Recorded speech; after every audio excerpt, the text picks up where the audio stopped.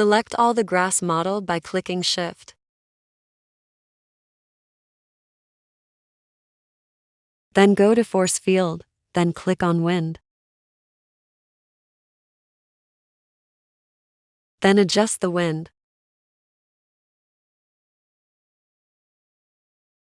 Then rotate it to animate grass.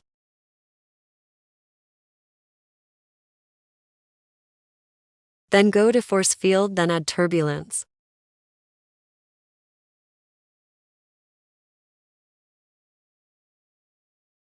Let's give keyframe to give animation. In order to give keyframe, press I on keyframe, then on location.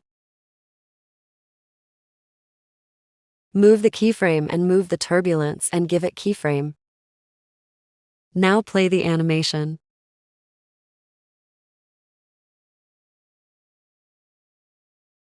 Thank you for watching.